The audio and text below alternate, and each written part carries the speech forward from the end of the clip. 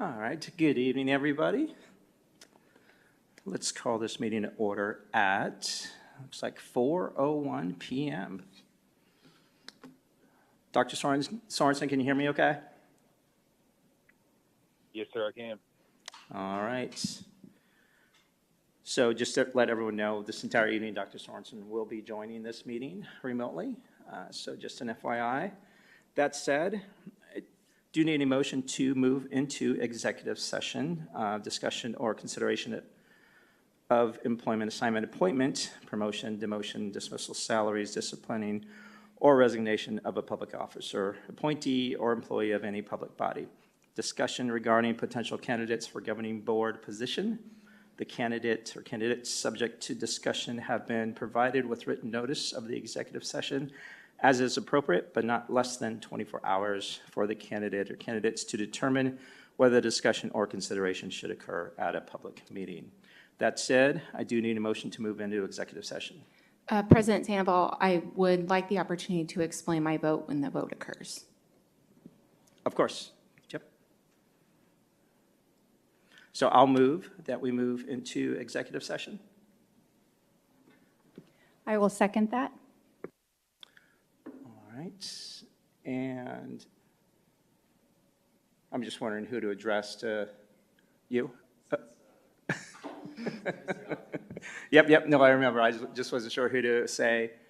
We have a motion made by myself, a second by Mrs. Ewing. If you can run us through a voice vote, appreciate that. Sure. David Sandoval. Yes. Dr. Sorensen. Yeah. Heather Rooks. No, and I would like to explain my vote, President Sandoval. I do not think that I can support going behind closed doors to discuss a appointed position of recommendations. Sorry. After everyone has voted, I think everything. She can explain afterwards. It's not. Because the votes have been in progress. It's in progress. Okay. Unless we're holding discussion prior to calling for the vote. Gotcha. Okay. We want to have discussion and then vote, or everyone vote and then hold discussion. Gotcha. Either way. Okay. So right now we have myself, Dr. Sorensen. Nay. And then Melissa Ewing. Yes.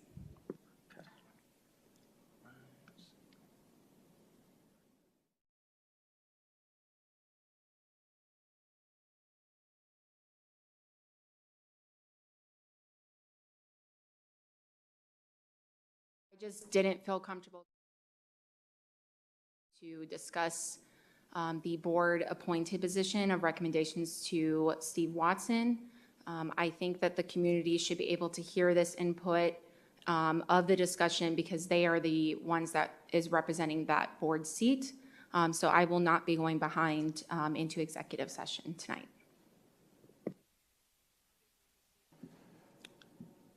Okay. With that said, I mean, 3 board members will go into exec session, which still, I guess, based on current numbers, I mean, that's a quorum. And from a governance perspective, that's appropriate? Okay. Yes, sir. Okay. All right.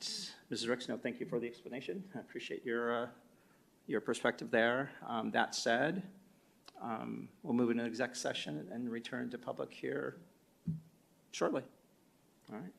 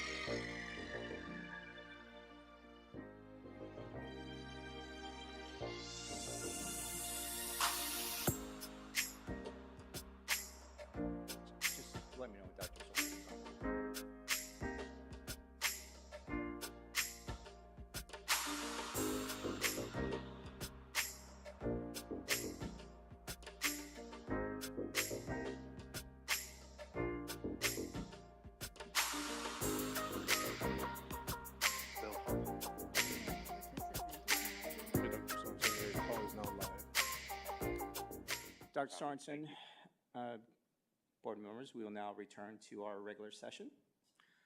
All right, going on to opening exercises, 4.1, moment of silence and Pledge of Allegiance. Dr. Sorensen, I know you're remote, but do you mind leading us in our pledge and moment of silence? I do not mind. All right, and before you get started, if I can just make one quick ask of everyone in here this evening. We do have one of Peoria's finest, one of our well-respected coaches, who's made a difference in two of our high school sites, both Ironwood and Centennial, who, from understand, I just want to keep him and his family in our thoughts and prayers, wish for a safe return. It sounds like he's right now just can't be located. So anyway, if you can just keep him and his family in your thoughts, that'd be great. Thank you. Dr. Sorensen, all yours, sir. Sir.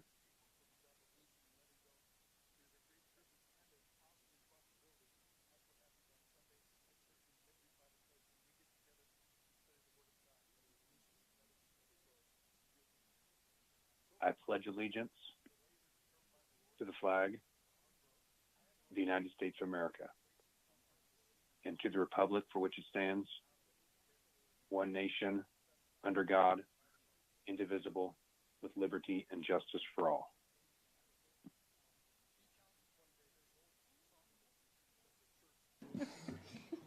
Thank you, Dr. Sorensen.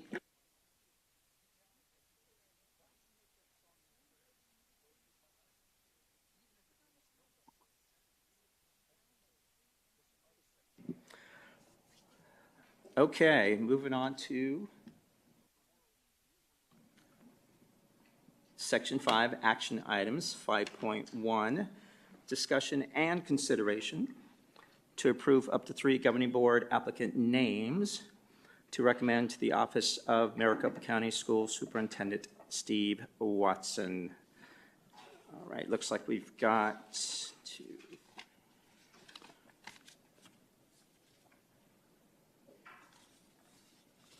4 public comments under this line item.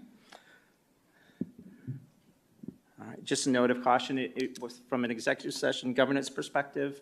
Our 26 candidates, applicants have been noticed tied to the exec session. They have been not noticed to be spoken about publicly in 5.1, so I want to make sure that everybody's sensitive to that.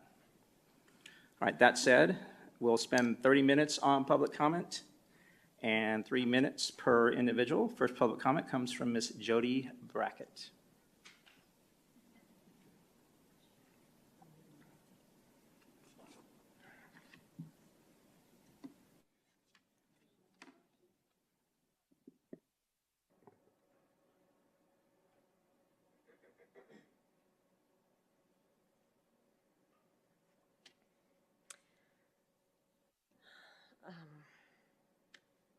I'm tired of all the fighting. We all are. That being said, I hope Mr. Watson, if you're watching or if you're here, I certainly hope that he will have the best final decision and will help stop this arguing between everybody. And I think that will be certainly somebody that is able to work with everyone, teachers, parents, do good for the children. And for me, that will be, and for many of us, that will be Janelle Bowles and Jeff Toby. Thank you. Thank you, Ms. Brackett. All right, next public comment comes from Mr. Jeff Toby.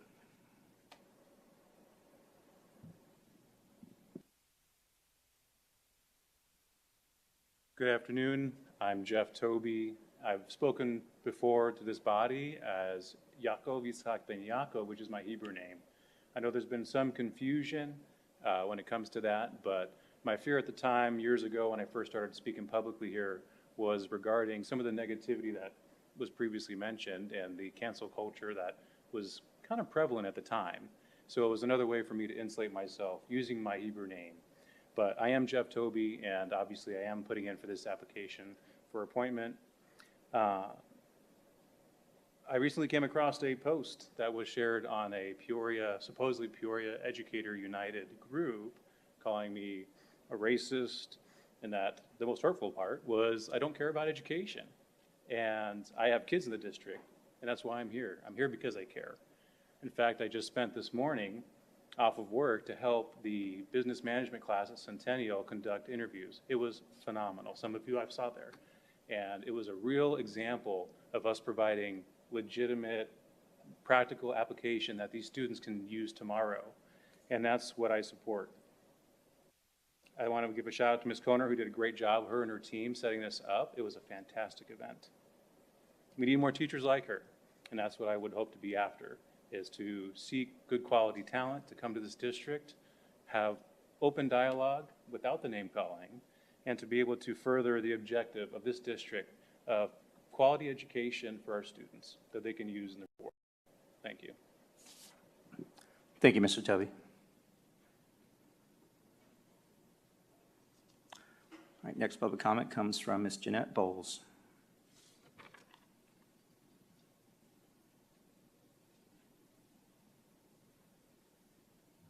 Hi, good afternoon. Governing Board, President Sandoval. I too was mentioned in that anonymous nonsense, but I'm not here to speak about that. I have a couple questions for the board. I don't know if you can, I know you can't directly answer, but I would really appreciate an answer if you can at all sometime tonight. How will the board fulfill the request for the community, the community in filling Ms. Hill's vacant seat with fidelity? Or to clarify, how will the governing board know who holds similar views to Ms. Hill in your hiring process? Thank you. Thank you, Ms. Bowles. All right, final public comment tied to this line item comes from Ms. Janet Klepas. Very good. You did good. Thank you. Memory. I couldn't hear anybody very well, so I'm going to try to move this microphone. Good evening, members. I just want to say I support your nay. I don't like behind closed doors, and that bothers me very much. I'm still trying to understand this system. But I do believe that you're supposed to be here for the parents and the community, and behind closed doors is not for the parents or the community. And that was my starting, but I'll still continue with my starting of the last scripture. I didn't get to finish because I ran out of my 3 minutes. And I'd like to remind everybody, in Mark 9, chapter, verse 42, if anyone causes one of these little ones who believe in me, that is Jesus speaking, to sin, it would be better for him to be thrown into the sea and with a large millstone around his neck. And I also want to reinstate, I want God in the decision-making on this board. I support and I thank the appointees of Janelle and Tommy coming forward. And it seems like they're being excluded and us to be able to have a meeting, whatever you do behind that door. I'll learn more about understanding these rules. Who put them in place? Did we vote for them as the people? And I also want to remind everyone of Psalm 103, verse 13. As a father has compassion on his children, so the Lord has compassion on those who fear him. That is God talking. Fear God, especially in your voting. Proverbs 9:10 tells us, fear the Lord is the beginning of wisdom. There's your wisdom. Fear God. And knowledge of the Holy One is understanding. You want understanding? It's the Holy One. Remember that your decisions matter, and there's consequences and stronger judgment. What you are doing. Be careful. Thank you, Ms. Klepas. All right, we'll now move on to board member questions, comments. Dr. Sorensen? No, sir. Thank you. Mrs. Ewing? Yes. First off, I just want to say thank you to all of the applicants. It was really great to see so many people who have compassion for our district to submit their names and come forward. So I just want to say thank you. And I also want to say thank you to all of the, the community who gave the responses. Again, that shows the compassion of our district. And then I just wanted to just say that I looked at all of these applicants and looked at their history with the district, and I also looked at their qualifications and being able to start day one, knowing all the laws and understanding the policies and the mission and values of the district when considering these decisions. So thank you. Thank you, Mrs. Ewing. Mrs. Rooks? Yes, I just wanted to say that I did read all of the applicants, and my biggest statement I'm going to stand on is in 2020, the community, the voters, elected Rebecca Hill based on her values and what she stood for, and she had the most votes in that 2020 election. She took first place. So when making this decision and recommending to Maricopa County Superintendent, Mr. Steve Watson, we need to be mindful of the voters wanted somebody in that seat that had the same values as Rebecca Hill, because that's what they voted in. And I think that's the most important thing to look at with the names that submitted their applications is the values that they stand for. And if they don't match Rebecca Hill, then we're not doing what we're supposed to be doing with the voters and what they elected. So that's my only comment. Thank you, Mrs. Rooks. Yeah, I too want to thank all the candidates. To put your name in the hat to sit in the seat that is tied to the fourth largest school district in our state. It absolutely takes courage, but I do appreciate your willingness to serve all of our students, teachers, and staff in Peoria Unified. So thank you for that. For me, as everyone knows in this room, we have a lot heavy lift that's going on as a district. From not only filling this open seat that we have on our board, but also an open seat that we have in our superintendent's office. You'll find that next individual to lead this district moving forward. And all that said, it's a heavy lift over the next, 14, 15 months, and to be able to do so in a very seamless way, definitely leaned on, a lot of the experiences that some of our applicants had, sitting on boards, as well as, those who even have a lens from a superintendency perspective. So that said, I just want to say thank you again, not only for putting your name out to serve. I know some of you who are here this evening, I see frequently at our board meetings. I also appreciate, your involvement, engagement there, and your voices at all of our meetings. I really do appreciate that. So that said, if no further questions, comments, I do need a motion to approve up to 3 governing board applicant names to recommend to the office of Maricopa County School Superintendent Steve Watson. I'll motion to approve Jeff Toby, Janelle Bowles, and Laura Tapasson to be recommended to Maricopa County School Superintendent Steve Watson.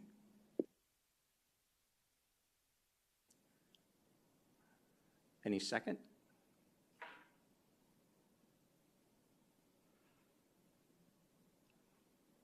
No second on that, so we need a alternative motion, or that motion does not pass. So need an alternative motion for this line item. All right, I'll move that we recommend to the office of Maricopa County School Superintendent Steve Watson, Mr. David Jonigan, Matt Bullock, and Dr. Rebecca Osuna.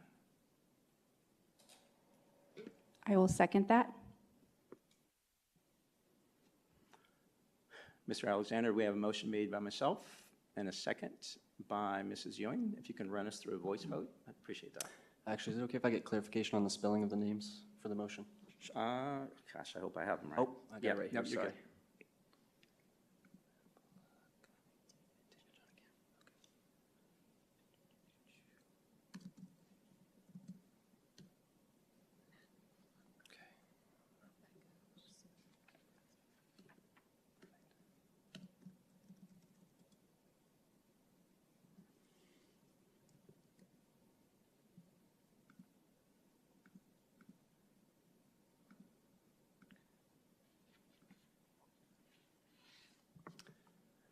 President Sandoval, your vote?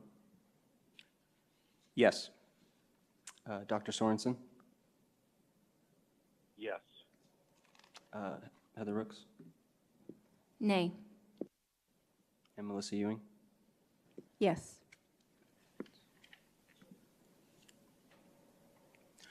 All right, motion passes with 3 yeas and 1 nay. Thank you, board members.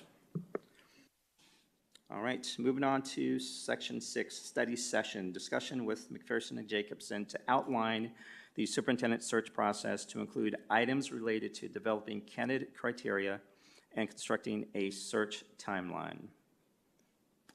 Mr. Mulaney, you want to kick us off, and then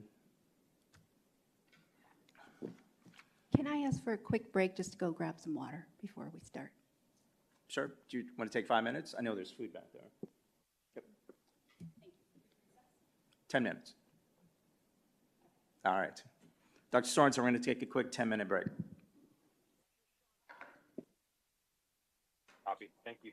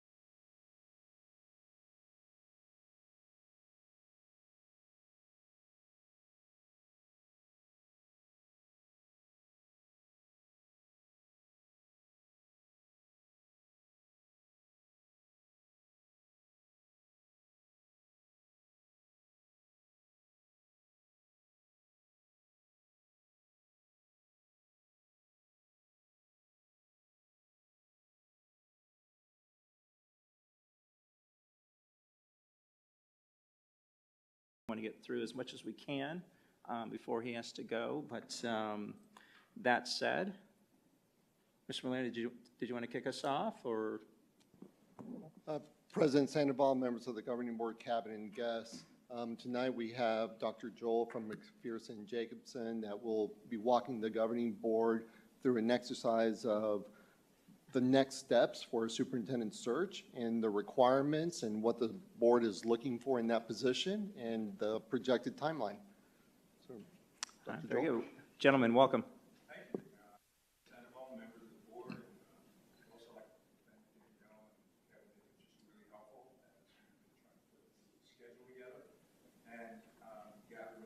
Oops, thank you. I mean, I should have known better. Okay.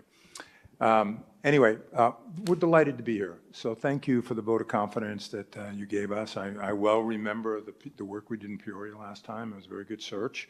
Had a lot of community involvement and a lot of staff involvement.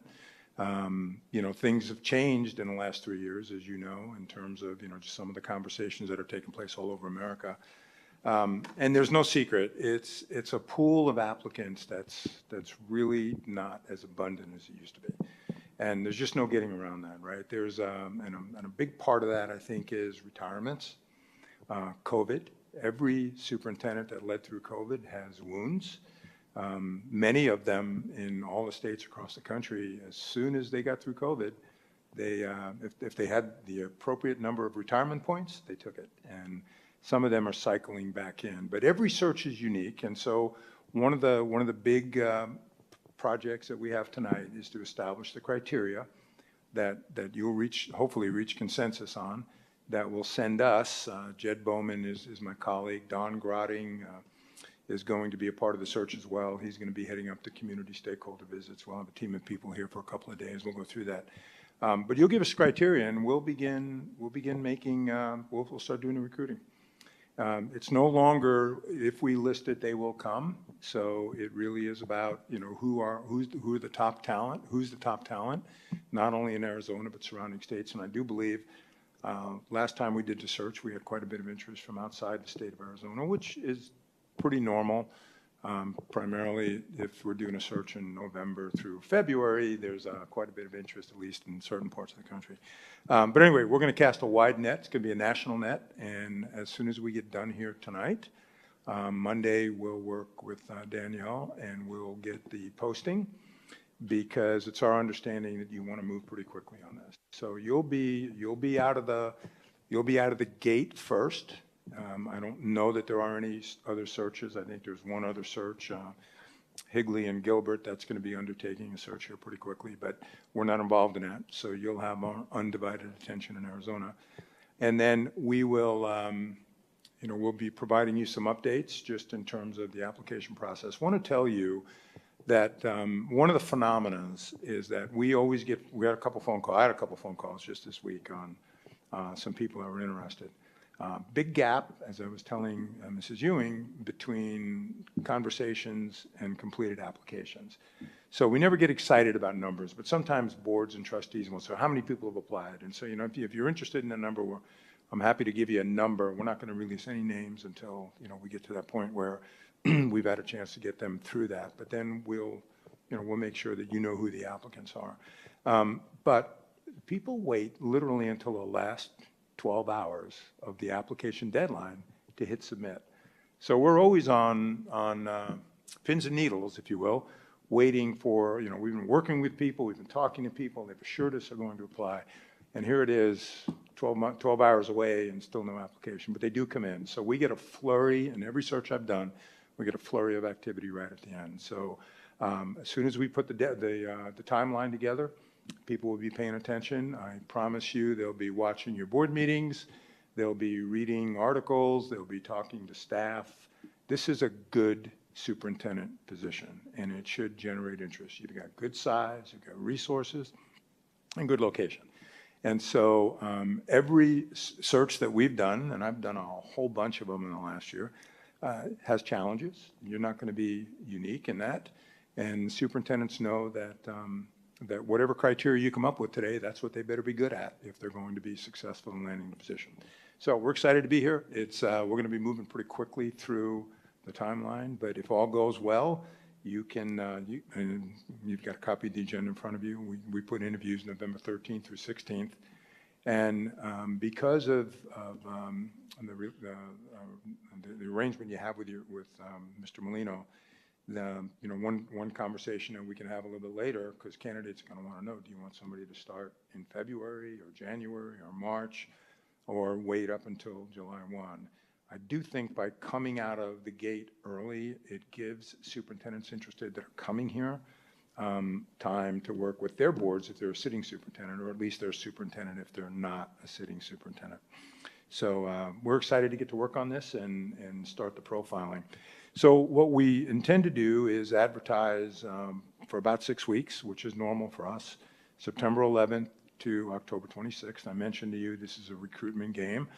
Would say to you, but would also say this to the public, if there are people out there that you believe we should contact about this opportunity, get us their name. We do that as a matter of routine, and we're happy to accept that. You can get a hold of Danielle, and she'll get the names to us.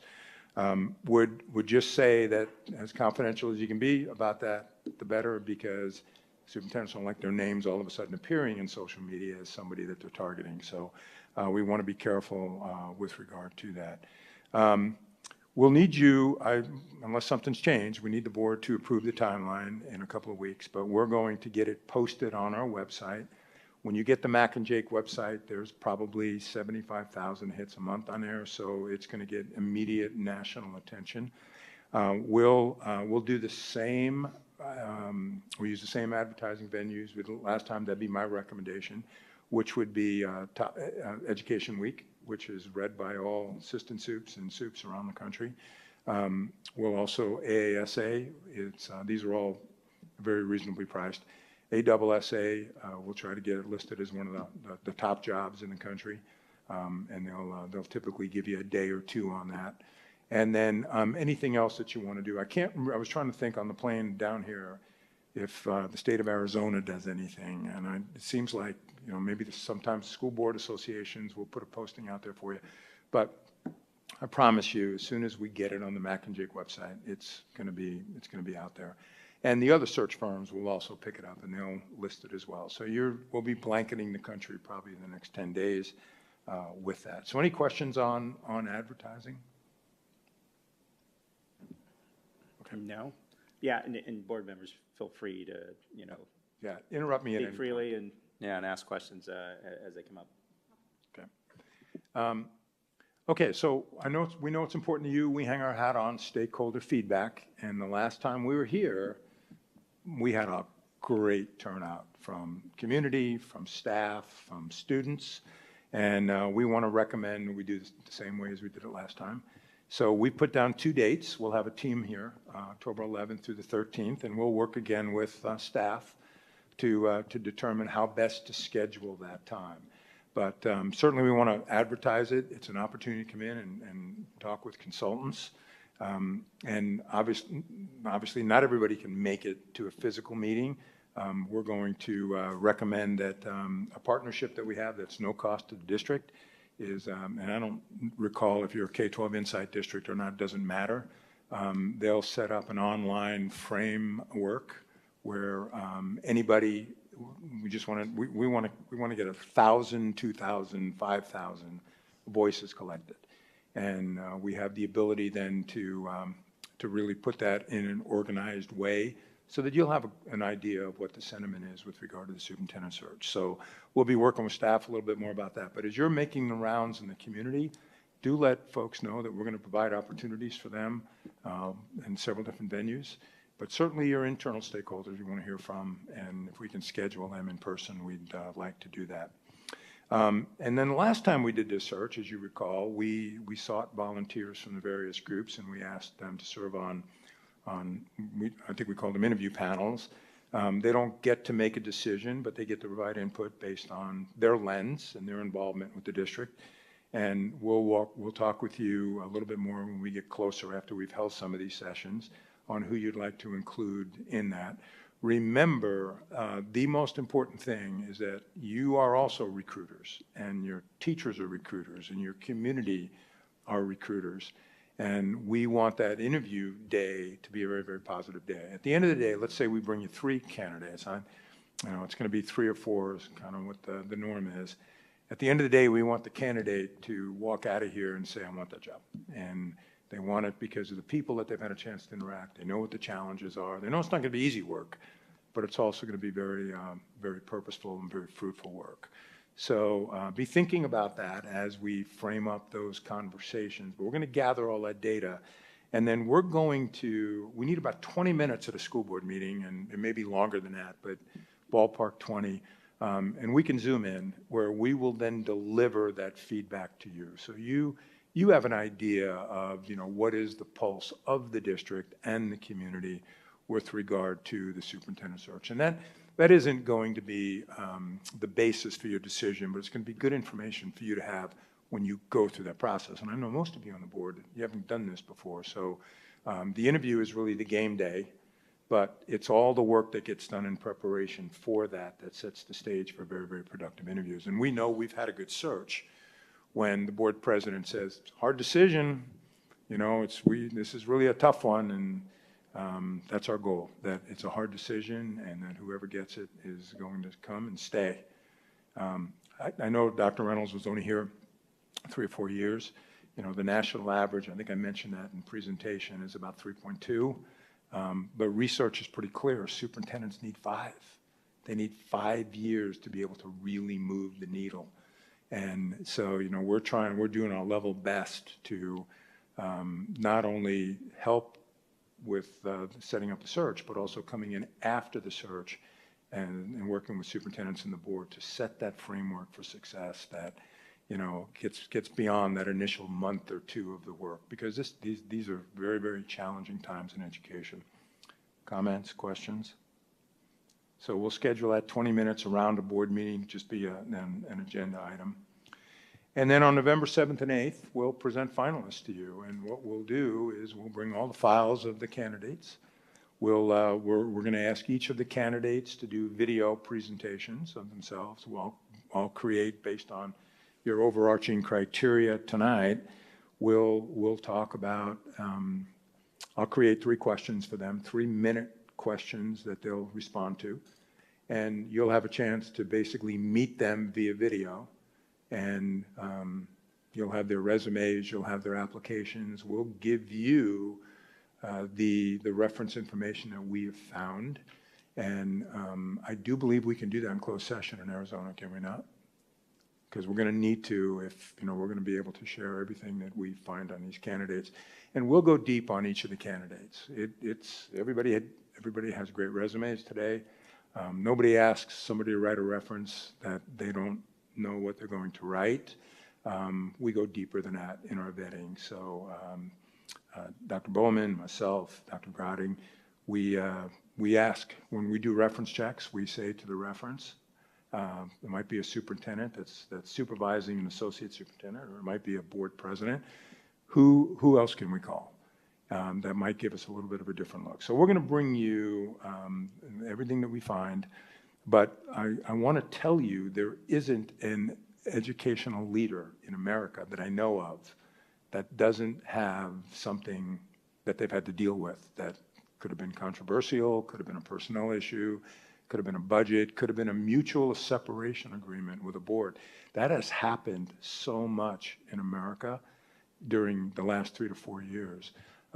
So I just want to prepare you for that. But you'll certainly have the opportunity to do the Google searches, and if they're from Arizona, they're going to be well known, and your community is going to be heavily involved like they were last time. But at the end of the day, there is no perfect candidate that doesn't have issues that they've had to deal with that people didn't agree with. Superintendents cannot make everybody happy all the time. If they can, they're not doing a very good job, right? Because decisions are difficult decisions that they have to make. But it's going to be our job to be able to cut through that. We always ask candidates before we, in our mind, make them semifinalists. We always ask them this question: is there any skeletons in your closet that, if your name is made public, could be an embarrassment to you or to the Peoria Board of Trustees? And you'll be amazed at what we get, right? It's parking tickets at Arizona State University when they were in undergraduate school. It's sometimes it might be a divorce. It could be, you know, medical issues that they've had. But we get full disclosure, and we make sure that you understand what that is. Have you ever been asked to leave a position? What were the circumstances under which that was the case? Have you ever been terminated? That's the kind of information that we're going to bring to you in closed session so that you know prior to making a decision. And our goal would be and I'm just throwing a number out there, it probably won't be, but let's say we have 20 applicants. If we could bring in 3 or 4 that meet your criteria, that would be 3 or 4 that you'll be able to work a process through and feel good about. We're not going to bring you candidates that we don't believe can be successful. So I just want you to know that with this timeline, we feel very comfortable that we're going to get some genuine interest, but if we don't have the interest that you need and you deserve, we'll let you know that. And we'll extend it out. There's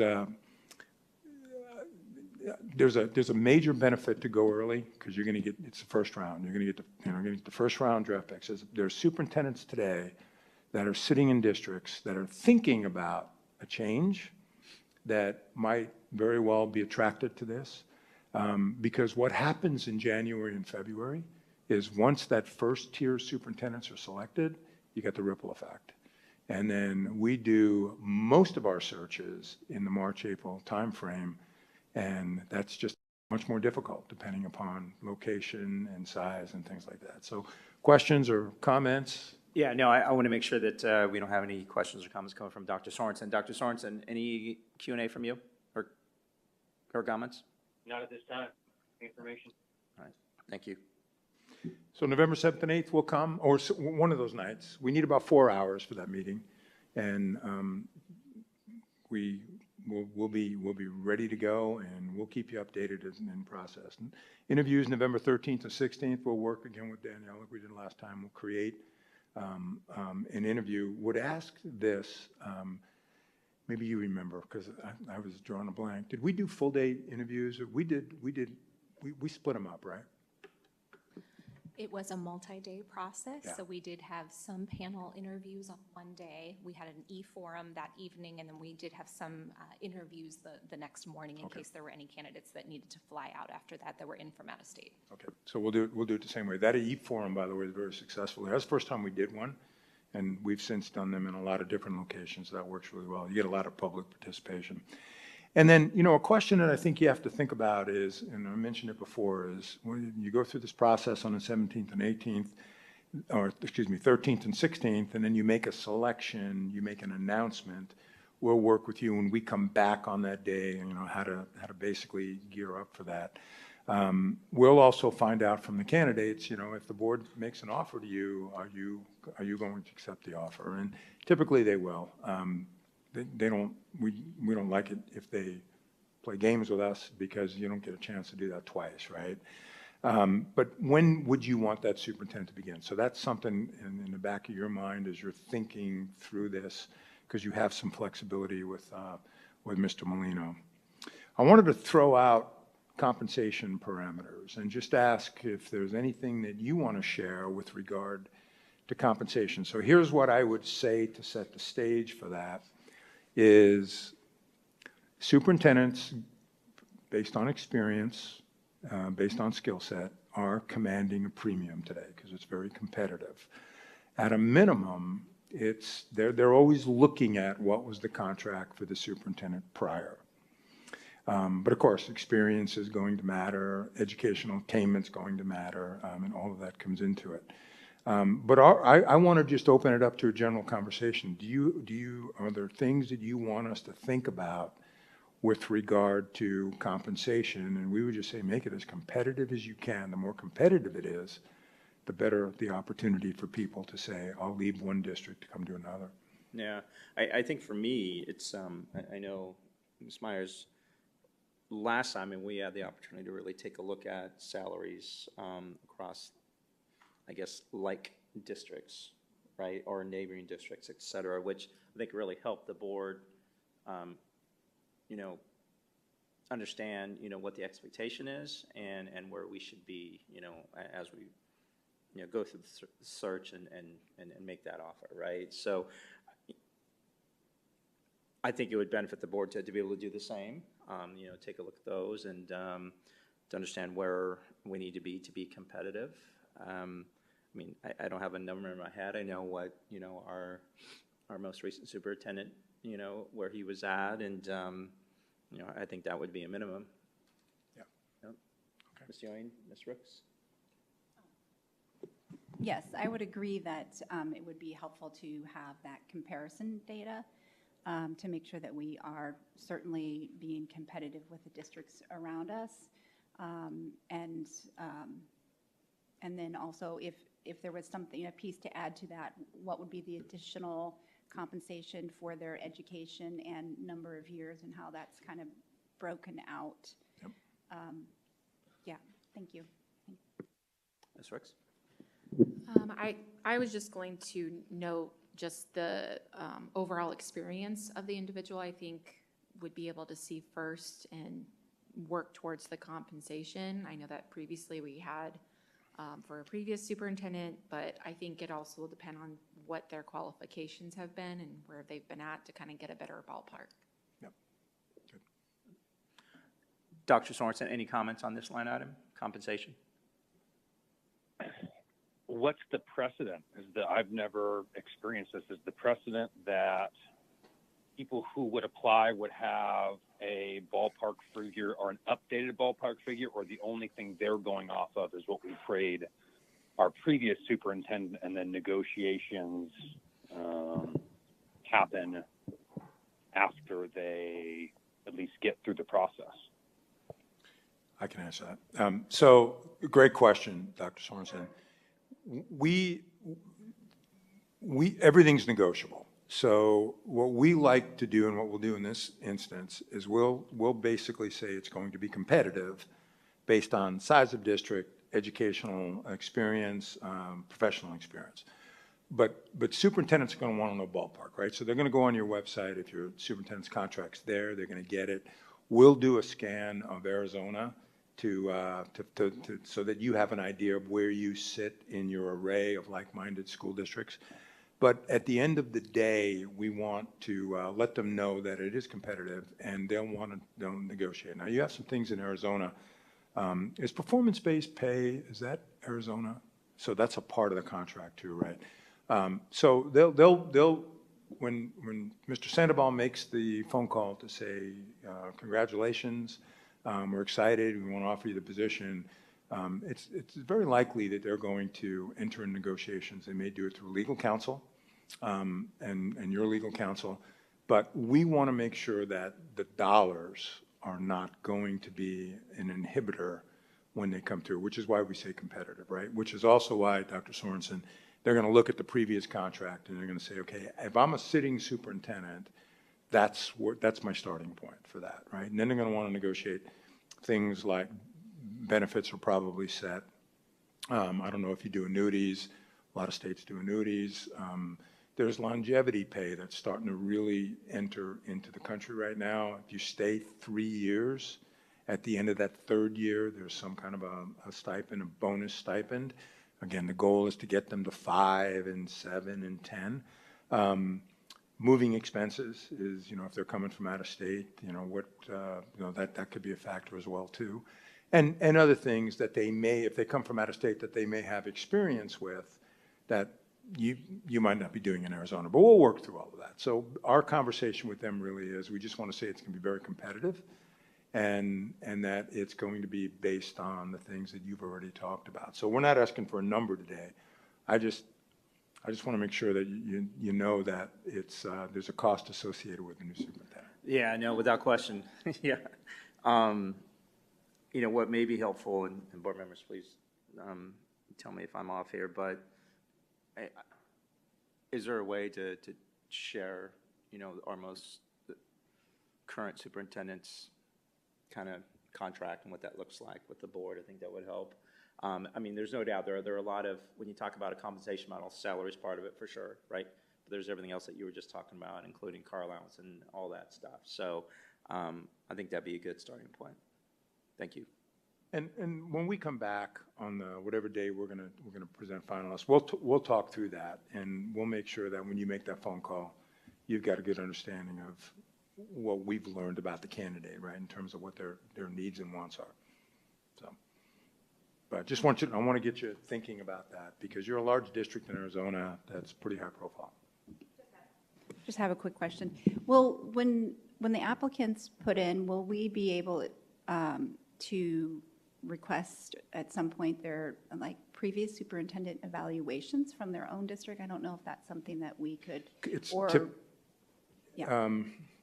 Typically, that's confidential, protected information. However, I can tell you that some superintendents will bring that in, and they'll offer it as supplemental information for you to have.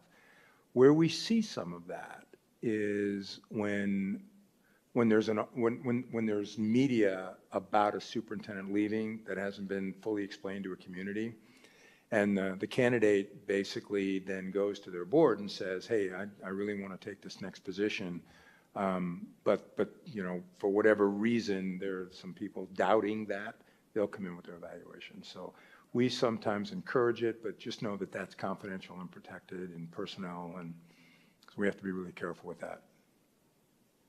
I think, and real quick, going back to compensation, I mean, I think one thing from a business perspective that we don't want to do, right, is kind of negotiate our own, I guess, salary, right? Meaning, I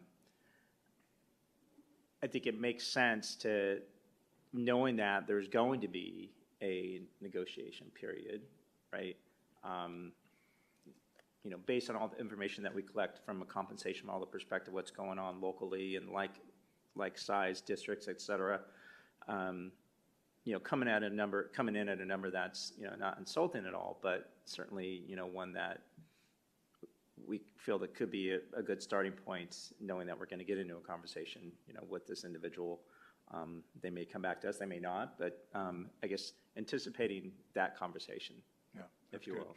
So just versus coming out of the gate with this, you know, ginormous number. Yeah, no, and we're going to learn a lot more about these candidates too.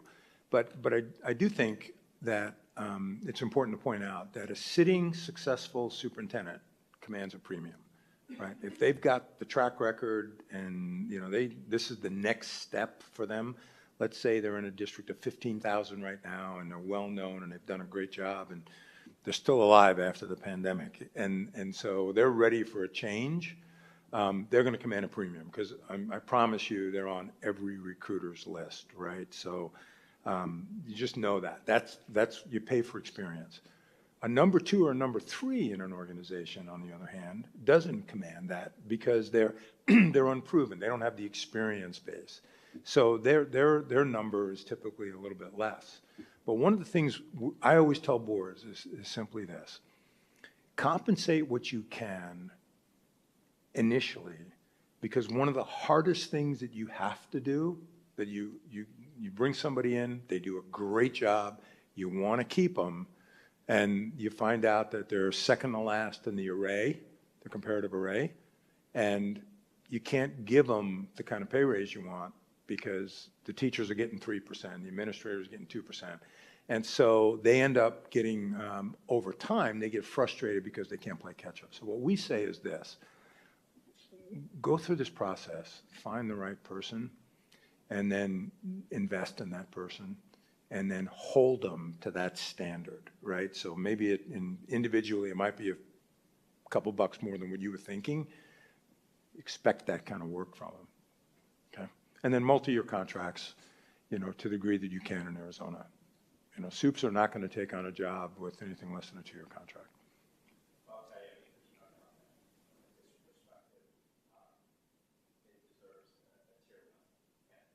Yeah. Well, that's what we're going to be going for. Yeah. Okay, good. Any other questions or comments on it? No. Dr. Sorensen, anything from you? No, sir. Thank you for that information. Yep. So once we go through this process, that 4 hours will be a pretty intense 4 hours. We're gonna bring you all the information. You're gonna go through the files. You're gonna read the references.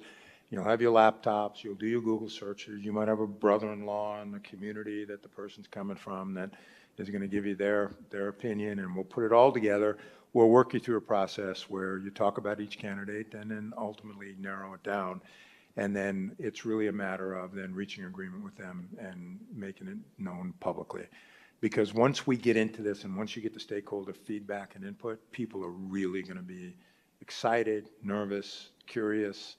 And so the quicker we can bring that to a head, the better off. And then we get that person to start doing some transitioning. And the last thing I'll say on this before I go to the most important item we're going to do tonight is that the transition time that they do is really important. And we always suggest to boards that once you make that decision, you mutually agree to a starting date,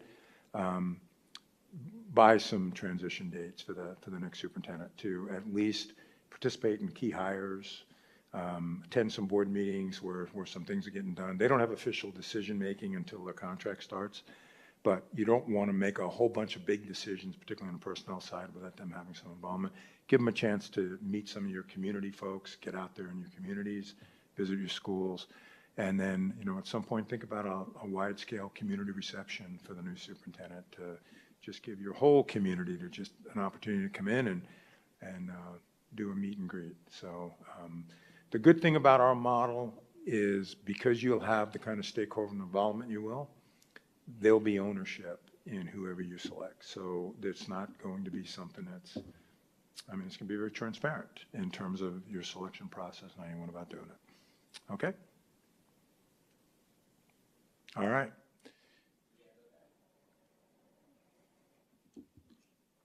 Okay, so here's the important work, and you have to do it. So I'd like you each, this is for the board, I'd like you each to write down your top 3, maybe 4, we can go 4, skills, traits, characteristics that you believe are a must that this candidate has to possess. And they want to be fairly general because we're going to be doing some combining. And Jed's going to hopefully be able to do a Word doc up there. So I want you to write down individually your top 3 or 4. Then I'm going to ask you for them. We're going to put them up there. We're going to see what they look like, do some combining and clarifying, and you'll do some rationalizing. And then in the next hour, hour and a half, we'll be finished, and then we'll have the criteria ready to be posted. Okay? So write those top 3 or 4 down right now.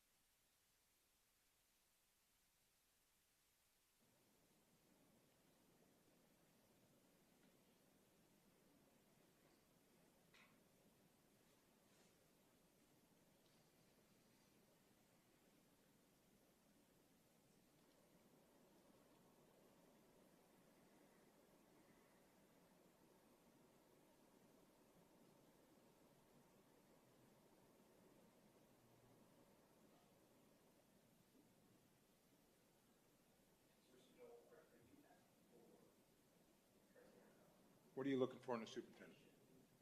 Yeah, whatever it is. This is the criteria through your lens that you think this person has to possess. So it could be experience, could be education, could be accomplishments, could be personal, soft skills, personality.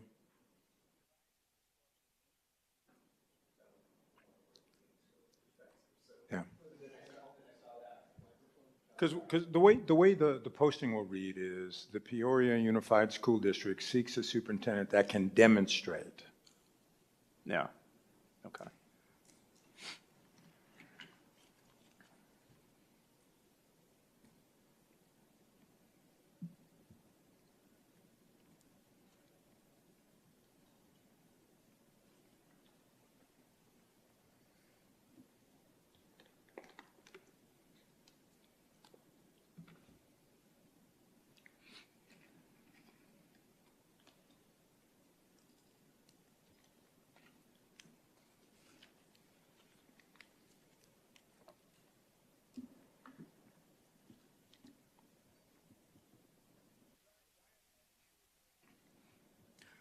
Dr. Sorensen, how are you doing, sir?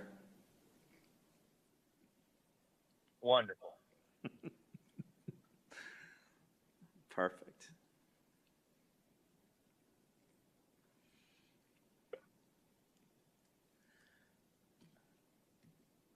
I know that you have to run shortly. Do you mind kicking us off and sharing what your list may be? Yeah, not at all. I guess the four things I wrote down were level-headed, analytical, service-oriented, and confident.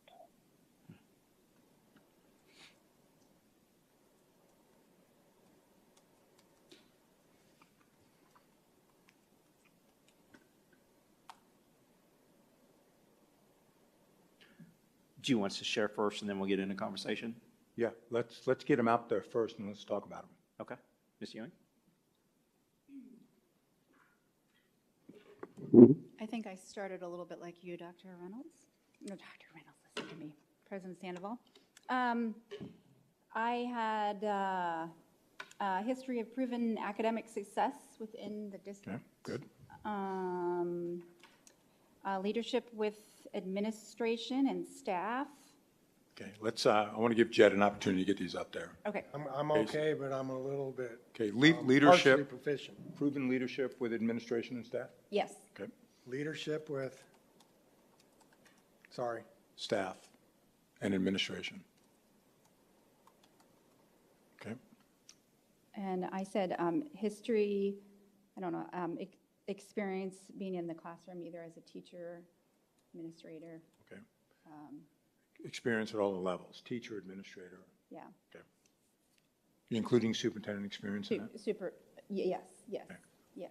So I'd like to see that they have Okay, some experience being in the classroom. okay, And just that their philosophy is evidence-based, data-driven. okay.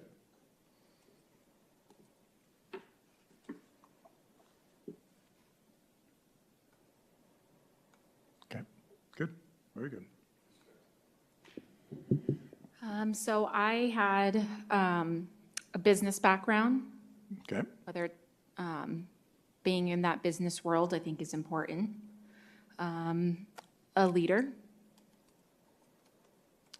okay, and then I also had a focus on student academics. And the last one was honesty with the parents and the community. good.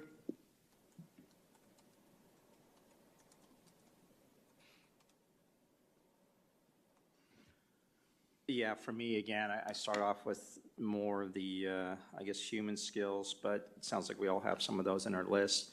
But emotional intelligence is one that I have.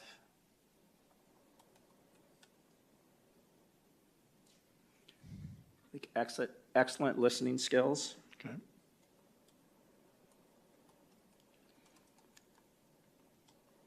And someone who leads with compassion and empathy.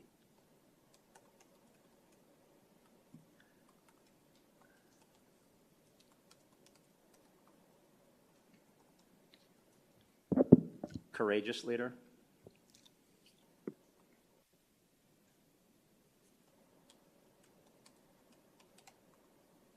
Like for me, I mean, experience with, large districts, or at least, districts of our size, or a district of our size. Good. And I do like relationship building or relationship builder, I guess a bridge maker, something to that extent, but relationship. And the last one I have is just in and around, I mean, Peoria Unified's been around for many, many years. And, originated in downtown Peoria, which, has, the diversity of our district, spans across many different factors, right? Not just from a cultural perspective, but even who we serve, as a district, from our special ed students, our McCann, Vento, and Foster students. So I guess all that said, just a leader who understands and, has worked in districts where the diversity is somewhat similar, right? And again, diversity, I went over kind of a few of the subcategories, but, that crosses many categories. Yeah. And we're going to wordsmith these out. So, so really, somebody with experience working with diverse populations and being able to produce academic outcomes in that kind of an environment. Okay, then what I'd like to do is start with Dr. Sorensen, since he had the first one up. Would you just tell us about yours and why you selected those? I think, as you stated before, it's tough to be a superintendent right now. So the concept of being calm during volatile times, the concept of being able to make analytical decisions during times of emotional strife and high volatility, being confident enough to know your why, so that way, if you're pressured or feel pressure to make decisions, you can stand by what you believe in. Yeah, those are kind of my thoughts on our next superintendent. Good, good, thank you. Who had the next one up? Was that Mrs. Would you explain yours to us? So he can hear me. So why I chose those? So I think that, well, one of the main reasons for our public schools is to give our students positive outcomes.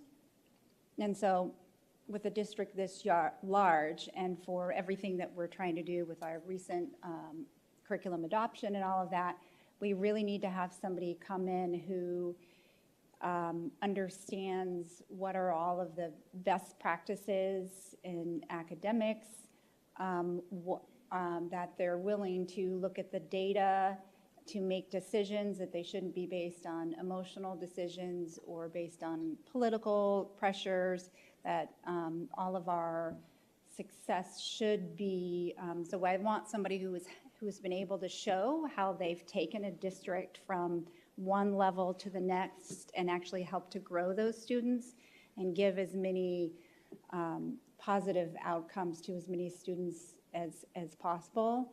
Okay.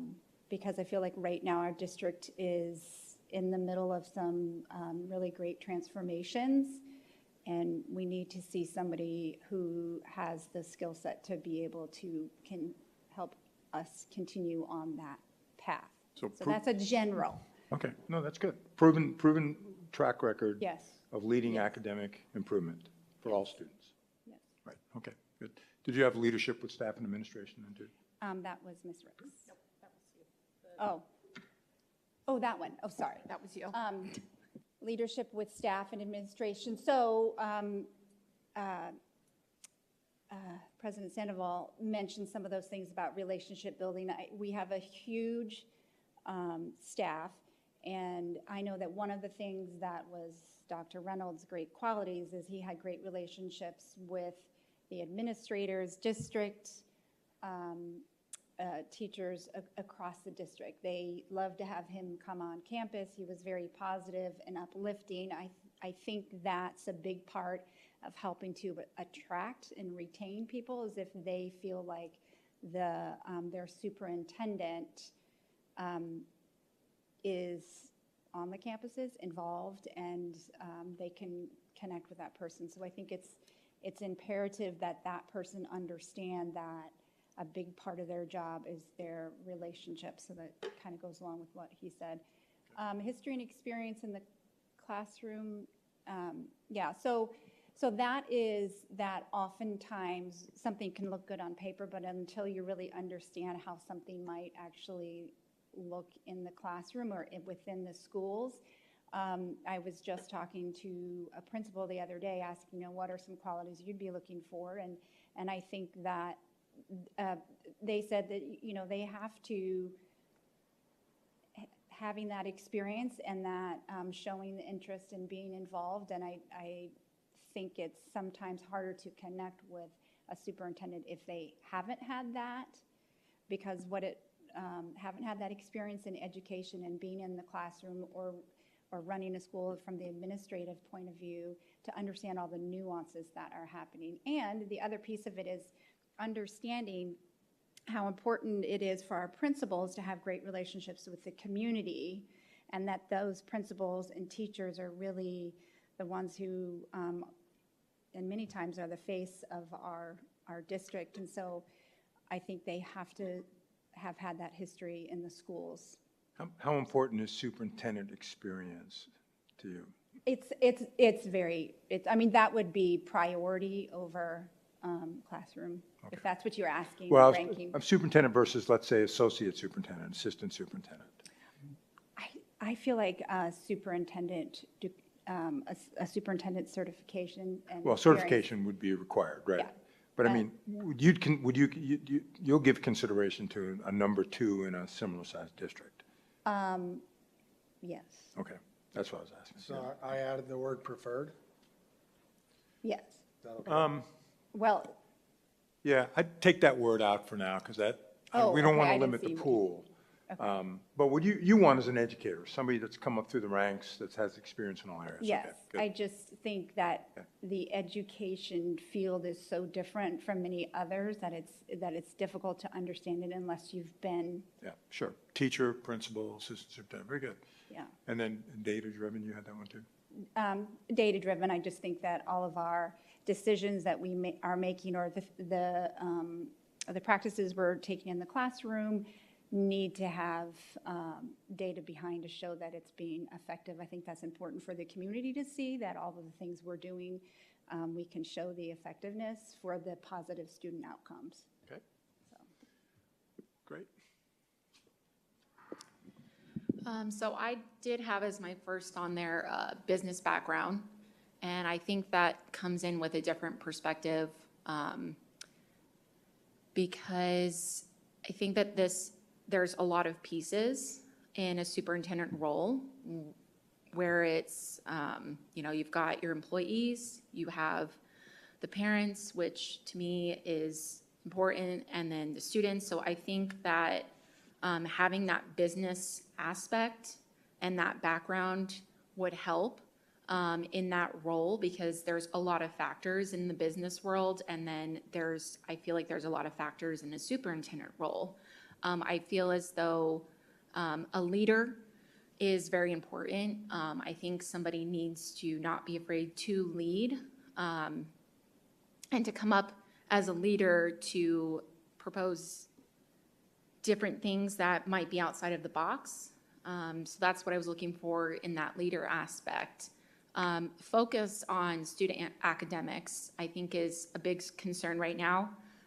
That is why we're here. We're here for the students to have their academic education. So I think that's a big focus that I think would be great in a candidate for superintendent. That's why we're here. And then honesty with the parents and the community. That is a big one for me. I think that there needs to be honesty, trust, truthfulness with the parents, built back up, and the community, because I think it's been lost in the past couple of years. Thank you. Good. Yeah, for me, I mean, I think, some of the things have been said already, but if it's okay, I wouldn't mind adding one more at the bottom around and Mrs. Ricks was talking about the business background, but I think, while we have a highly regarded and well-decorated CFO, I think, this individual coming in, I think should demonstrate, a good, financial stewardship, right? And how those monies are used as it relates to impacting student success as well as employee and staff success, right?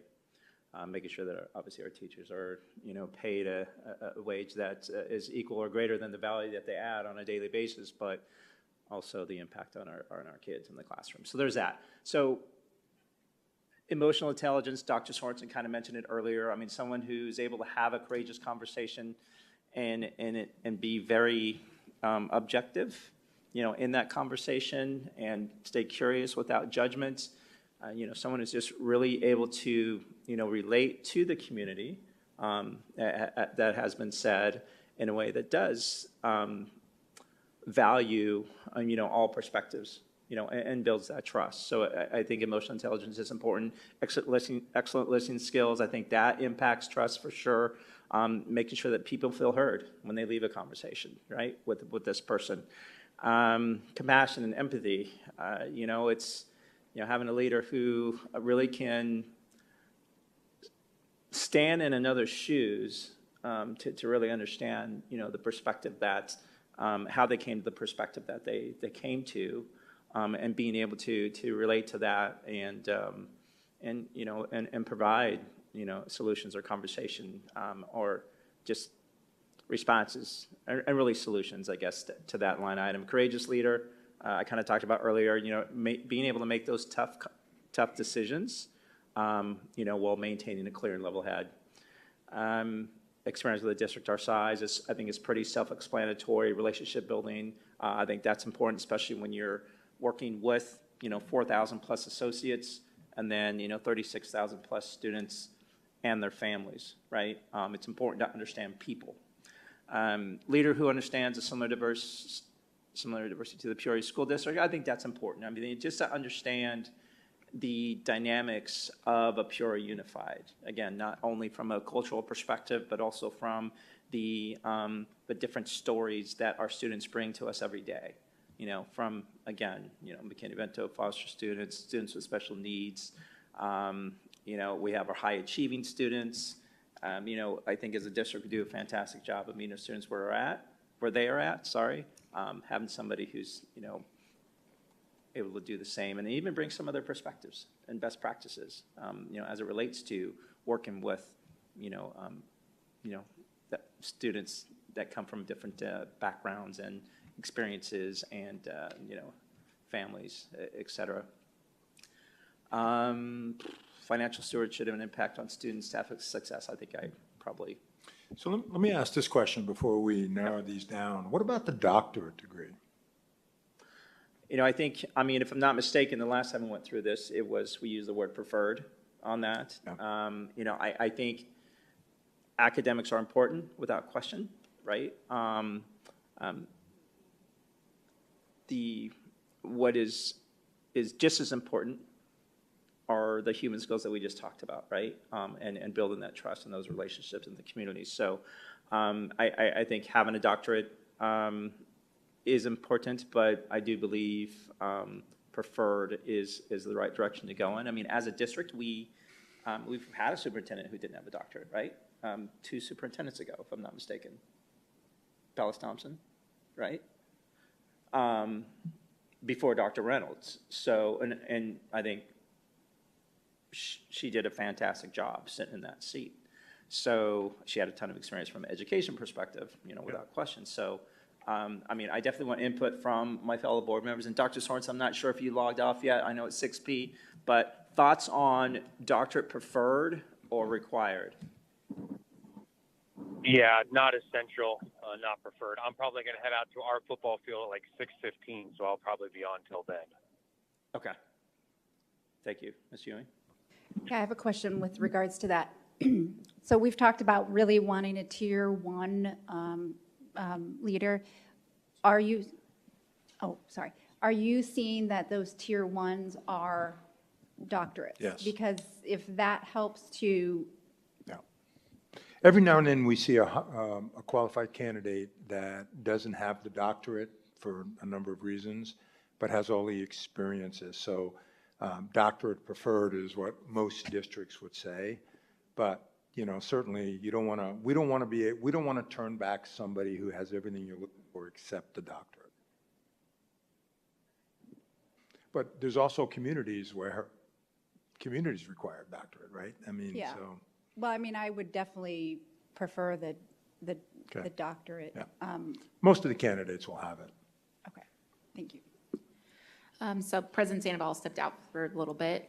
So with the preferred, I kind of agree with Dr. Sorensen. It's not a prefer for me. I think that there's other things on that list that is kind of more important than having the doctorate. I don't want to, you know, push somebody out because they don't have that. I think that it should be kind of overall. Okay. So. All right, no, good conversation on that. So if you would, Jed, just move the list down so we can see the whole list. All right, so what we need to do now is do some combining, because we want to narrow these down to 3 or 4 overarching, and they essentially in the same areas. And then I'm going to have you do some weighting so that we can, you know, really see where you are as a consensus group. What would you combine on that list that look fairly similar? I will go to Dr. Sorensen first, if you'd like to kind of answer his question.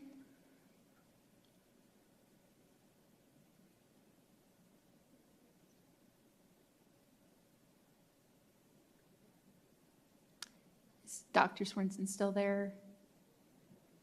Yes, I am. I apologize. I do not have any additional questions. I'm sorry. He was asking if there is anything on the list that you think would, that can be combined. Oh, I don't know if he can see the list. I don't though. have them in front. I don't have them in front of me right now, so I'm going to hold my opinion on this one. I'm Okay. flexible. All right. Mrs. Ewing, why don't you go ahead? Just if I'm looking at commonalities up there, I would think that the emotional intelligence and the level-headedness, those two could be combined. Analytical, service-oriented and confident. Yeah, so pieces of that you could. So say that again. So you would put. I'm sorry. So if you look at what Dr. Sorensen said, which was level-headedness and analytical, service-oriented and confident, I would argue that somebody who is emotionally intelligent would also be level-headed and confident. Okay. Let's put emotional intelligence up there. Yeah. And we'll take that one off the Yeah, list. I would include it on that line item. Yeah. So how would you like me to? So just put emotional intelligence up there. Yeah, we're just going to add it to that line and then take out emotional intelligence further down the list. Yeah. Did you see anything else you wanted to combine? Let's see.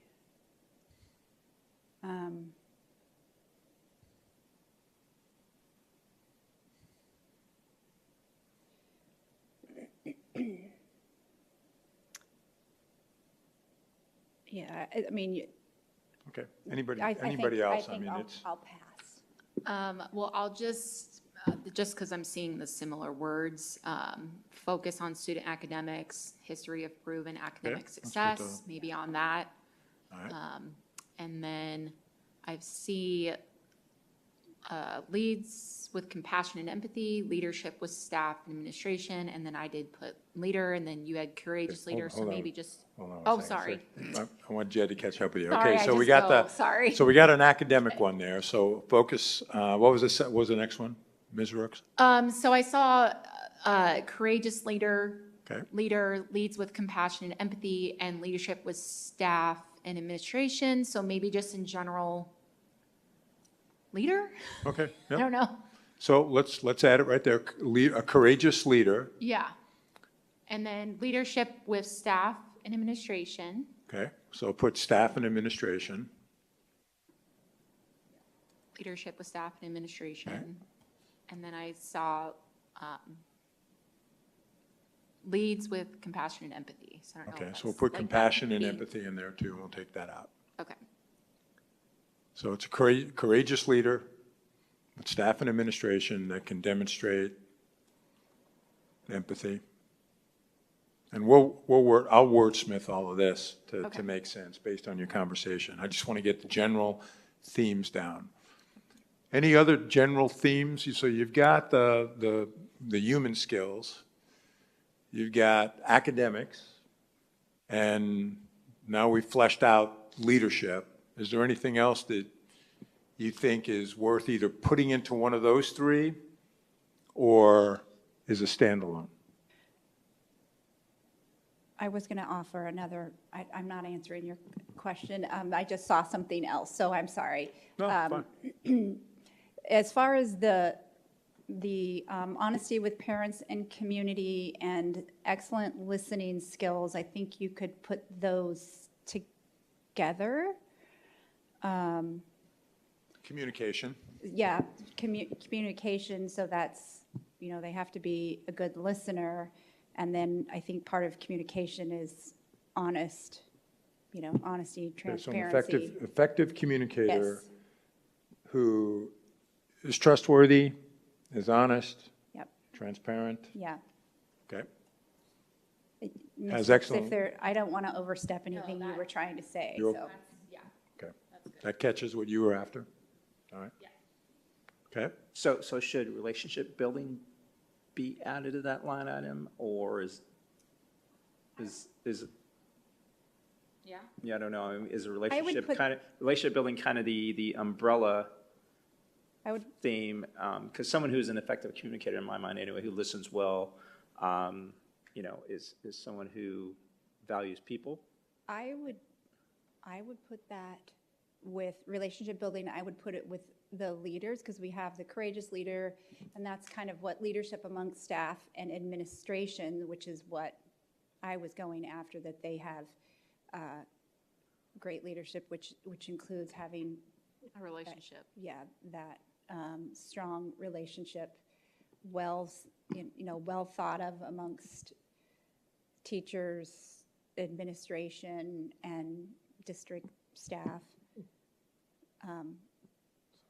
I do think that in order to have great relationships, you got to have good listening skills and be an effective communicator. But I thought that it Are might you go okay under with putting relationship? Where do we have the relation? I Okay, was we gonna got it throw up. right Third here. from the A bottom. courageous leader that can build relationships, demonstrate empathy, show compassion, okay. And I would tend to agree with that is part of relationship building. What about data-driven? Can we slip that into something? I would say maybe near the history of proven academic success, focus on student academics, maybe that could be where Okay, data-driven is. So I was going to add on to your item, Mrs. Rooks, the business background. I know you kind of took it from, one aspect, of a business professional, but a business background, also, I think is data-driven. And I think for Yeah. me is also obviously a good steward of, of finances, right? Okay, yeah, That's just what's in my head, but. yeah. Could we move that? I don't know. Data-driven back to business, yeah. No, that would be, that's in the business Financial world, your stewardship. data.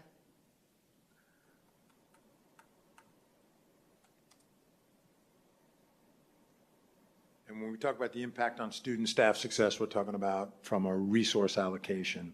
Yeah, so one of the things that, for me, you can tell a lot about what an organization values by looking at their books, right? Right. So, I'm not lobbying that we see their books from the district that they're coming from, but just understanding, how monies are allocated within the districts that they were in and how they impacted student success along with staff, teacher and staff success. Go ahead.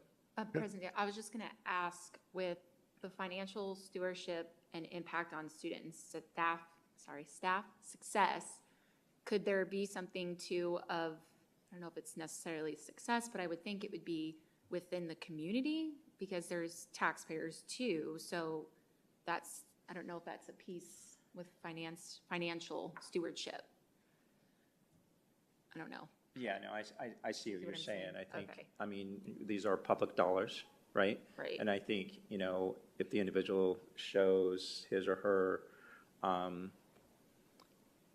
allocation of those dollars in an appropriate way based on, right, what our purpose is, and obviously there's a lot of other rationale or other factors involved there, but, using public dollars in a way that they are to be used in a public education setting. How about if we, because I really like your line of thought, how about under financial stewardship, we add something about community, the ability to work with the community with regard to, and I'm just trying to blurt this out, a strong financial background and the ability to communicate to stakeholders, internal and external, meaning community and staff, a sound budgeting process that allocates based on student needs or district priorities. You have a strategic plan? We do. Yeah, so you're right. I mean, not only being good steward of the dollars, but also being able to have those conversations with everyone that you just talked about, right? Yeah, because if they can't do that, you're never going to get a bond issue passed. You're not going to get budgets passed, overrides, and I'm not wishing that on anybody. But so, yeah, I think that catches a big part of an important skill set. Yeah, no, for sure. I mean, being able to understand their audience and have those conversations in a way that's relatable and understandable by the other person. Can we, honesty with parents and community, do we have that in there, or is that, is that a communication? Yeah, I think you suggested it Yeah. under communication. Effective Right next to- communicator, excellent listening skills. Let's Yeah. put up, builds trust within the staff and community. Does that get it? Okay, let's do that. I was just, after he's done typing that, on data-driven, I was going to add 2 words after that, decision-making. So it's clear, Data-driven decision-making, Yeah. okay. just 2 words after that. Okay, we'll put, and again, I'm going to wordsmith all of this and get it to Danielle, and she'll get it to you, and you can edit it up if you want, but I just want to capture your thoughts so I understand your rationale. Okay, I think, all right, let's look at experience with district our size, and there's some association with leader who understands a similar diversity. So, see if I capture this correctly. You're looking for somebody that has experience in a similar sized district with similar demographics and the ability to move the needle for all students. That's right. Okay, to meet the needs of all students or to exceed the needs of all students, okay. Because you have a high, what, can I ask what the free and reduced percentage is? Okay,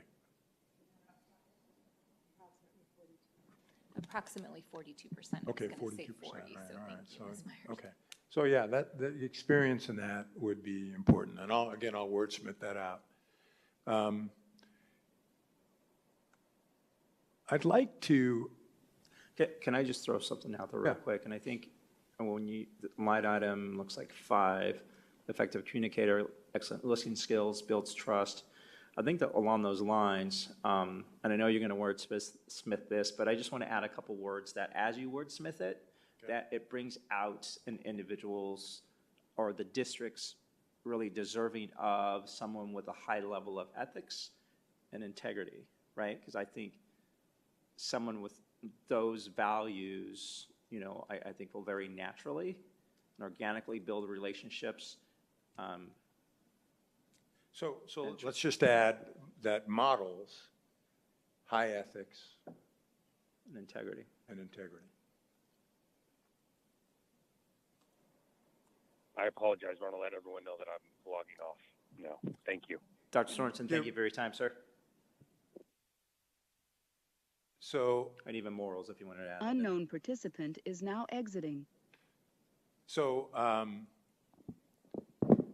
district our size, I don't like that very much. I'll tell you why.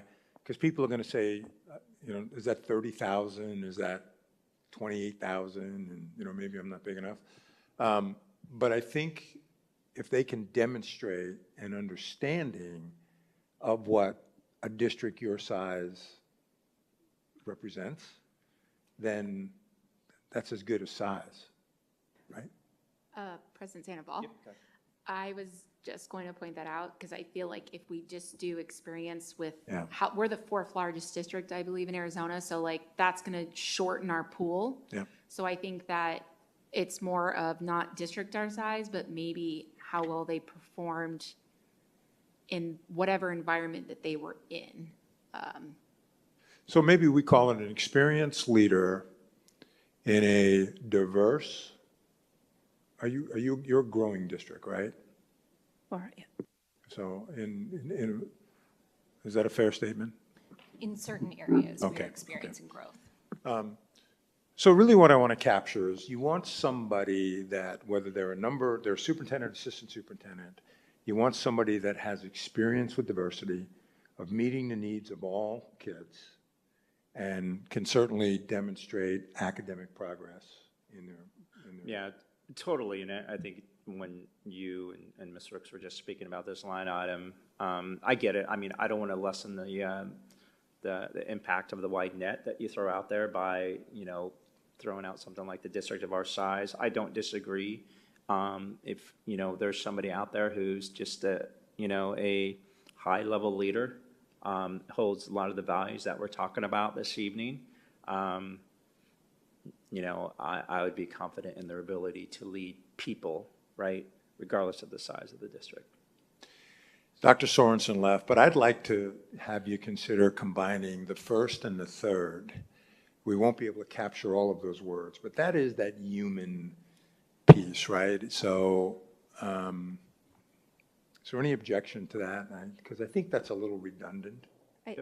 First and the third. That's fine. I have something I just wanted to add underneath the district our size. I think that it might be important to mention that they should have experience with K-12 because we do have some districts where they're just elementary or just high school, and we would want a superintendent. Because I was like, oh, we haven't said that, but we might all be just making the assumption that they would be a superintendent over a K through 12. But, so I just want to make sure that that's in there. Okay. So, okay, that's good. I get that. Yeah, that's important. So when we write this up, it'll be the successful candidate will be able to demonstrate a history of proven academic success, focus on student academics. And again, trust me, this is what I'll do in the plane on my way back to Omaha. A data-driven leader that makes decisions based on data. The soft skills, a courageous leader, compassionate, relationship builder, empathy. I'll do some combining of that. I probably won't keep level-headed in there, but, because I think we get it through confidence, courageous. Well, I think emotional intelligence, could also be. Yeah, emotional intelligence, can demonstrate sound emotional intelligence. Okay. Experience, that's a big one, right? As a principal, you're going to be looking for that. The next one is just a communicator that can model good communication and build trust in your community, and somebody that's honest and demonstrates integrity. A financial steward of taxpayer dollars and being the ability to rationalize that. Somebody that's got experience in a pre-K-12. So I think, in Arizona, because you have those K-8s, that is a factor. And then a leader that understands diversity and challenges of diversity. Maybe we'll call it challenges of diversity, and a track record of meeting the needs of all students. Does that make sense? Okay. Can you all support that? If we post it and look at it? Because here's what you're going to have to do. Obviously, this is what we're going to post, and candidates are going to look at this and say, yep, I I can meet that, I can prove that. You're going to interview off of this. So these are going to be the basis for interview questions that you can ask, and every one of them is measurable, right? And we'll help you with that. But for example, a question might be, I'd love to see the questions I wrote, 3 years, you do? Okay. I don't want to repeat them, but I was pretty proud of them when we wrote them. And they flow off of this, but it's really about not the yes or no, it's about, can you describe a time when you made a decision, but it wasn't a very good decision? How did you address that? What do you use as your most important criteria when making a key district decision, as your data-driven?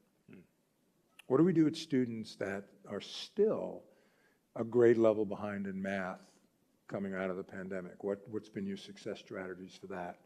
So I want you to think about interview questions, because one of the things that I would like to ask you to do, and then I'll do it, is you write 3, 4, 5 interview questions that send to me, or give to Danielle, she'll send to me. And then we'll bring those in when we bring you the finalists on November 7th and 8th, and we'll go through those questions. And we'll wordsmith them, we'll change them. And I'll start writing some questions as well from this.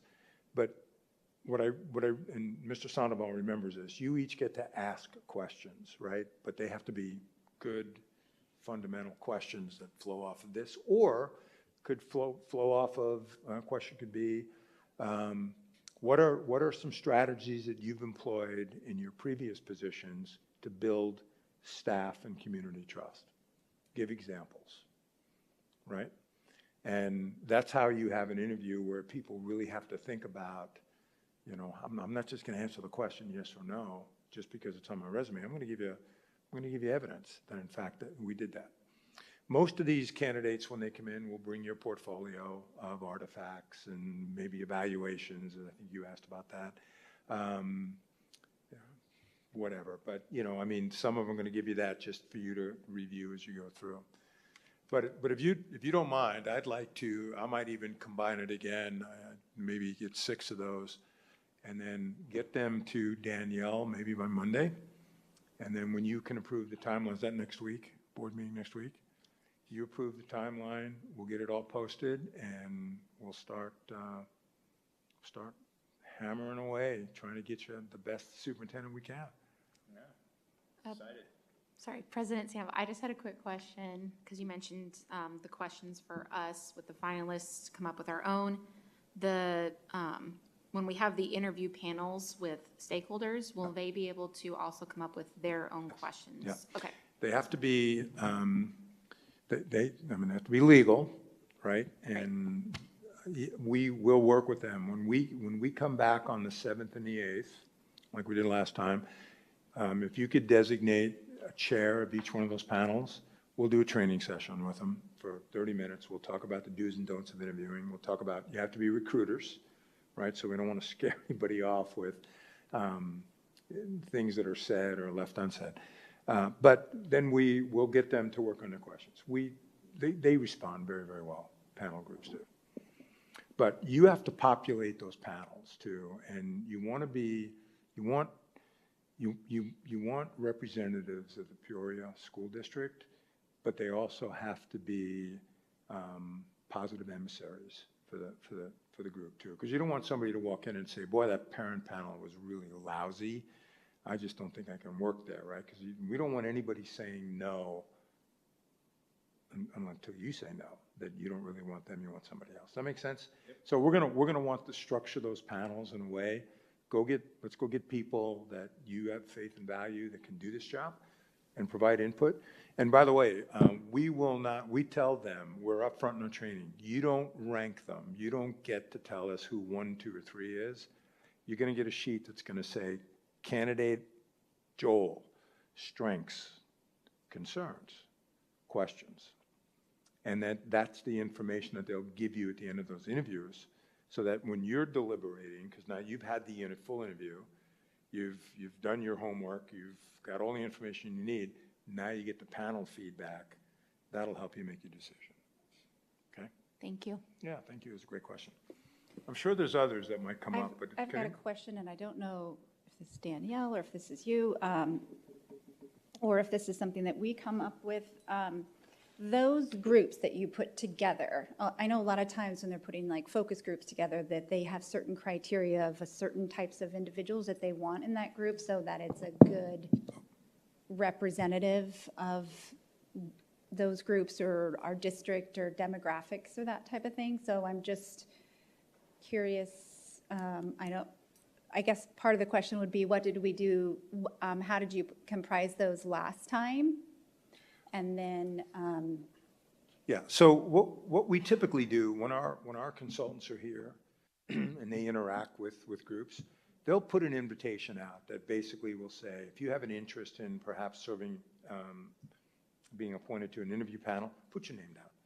And then we'll submit those names to staff and to you, and you can look at who's interested in that. But we're going to ask them, if you interview 4 people, you're looking at a day-and-a-half commitment, right?